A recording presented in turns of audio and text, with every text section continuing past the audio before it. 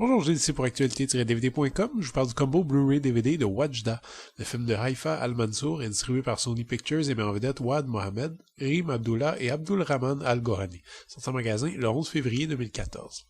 Wajda est une petite fille qui grandit en Arabie Saoudite dans une société très stricte et patriarcale, mais la gamine continue à n'en faire qu'à sa tête, au grand déplaisir de ses parents.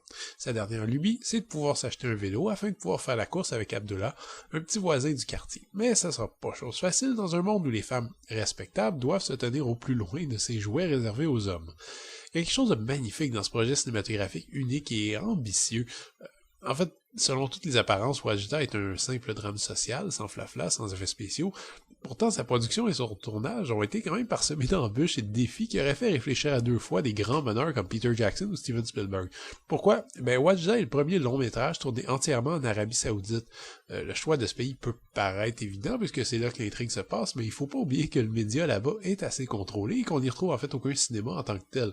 Ensuite, Wajda est réalisé par une femme, ce qui là encore peut paraître anodin, mais là-bas ça devient un vrai casse-tête puisqu'en Arabie Saoudite, les hommes ne peuvent pas voir ou entendre les femmes. Ça se traduit donc sur le plateau de tournage par la réalisatrice, qui soit dit en passant signe ici son premier long-métrage, enfermée dans une pièce ou un véhicule et qui doit tourner à distance en ne parlant qu'à son assistant réalisateur et aux membres de la production venus d'Allemagne. Mais au-delà de tous ces problèmes de logistique, la grosse surprise est de voir à quel point en fait Wajda est un méchant bon film, magnifiquement mis en scène et joué avec un naturalisme désarmant. La façon dont le film a été tourné et l'inexpérience de sa réalisatrice auraient donné droit, je pense, à l'œuvre d'être maladroite, mais il n'en est rien. Ceux qui doutent un peu des critiques élogieuses, se disant que c'est encore un film exotique un peu ennuyeux, peuvent se rassurer. Je le considère personnellement comme un des meilleurs drames sociaux que j'ai vus depuis un bon bout de temps. En fait, la magie du film réside, selon moi, dans sa simplicité. Pas beaucoup de grands drames ici, ni d'humour pathos, pas de tragédie mélodramatique, de dénonciation virulente ou de violon à qui mieux mieux. Le drame passe dans le sous-texte. La tragédie est en fait à l'arrière-plan. L'héroïne du film est une enfant qui comprend simplement pas les conventions arbitraires de sa société, allant même jusqu'à les trouver plutôt ridicules. C'est pas nécessairement une révoltée. Il y a évidemment de la part de Haifa Al-Mansour une vraie critique du système patriarcal, mais elle a eu l'intelligence de montrer plutôt que de critiquer. On découvre cet univers avec le même regard un peu amusé que Wajda, et le traitement sobre donne à l'histoire l'aspect d'une fable universelle. Il existe dans toutes les sociétés finalement des conventions un peu saugrenues, mais parfois le manque de recul nous empêche de constater leur absurdité. Cette histoire charmante, pleine d'humanité, dans laquelle il n'y a absolument aucun méchant, est filmée avec souplesse et élégance par une caméra très sereine. Al-Mansour évite le cliché du caméra à l'épaule et ses tableaux sont, à mon avis, splendides. Un gros bravo aussi pour les interprètes qui nous convainquent de la réalité de leur personnage dès les premières minutes, avec une mention spéciale pour les deux enfants principaux, criant de vérité. C'est vrai que le montage est parfois un peu lâche et que certains passages sont plus prévisibles, mais pour moi, j'ai rien vu qui m'a dérangé le moindrement. Wajda propose un aperçu fascinant de l'intérieur d'un monde qu'on connaît trop peu.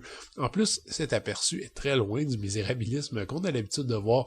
On trouve pas ici de critique de l'islam ou de revendications progressistes libérales. On trouve en fait qu'une petite fille qui veut une bicyclette, et par son histoire chaleureuse et lumineuse, tout ce que la réalisatrice veut nous dire apparaît de façon évidente et claire sans que j'ai jamais eu l'impression qu'on m'enfonçait un message dans la gorge. C'est un travail admirable et une première œuvre exemplaire. Le Blu-ray est présenté 1/78 anamorphique avec piste audio en arabe ou français DTS HD 5.1. Les sous-titres sont offerts en anglais ou en français. Évidemment, pour une immersion totale, je vous conseille la piste arabe.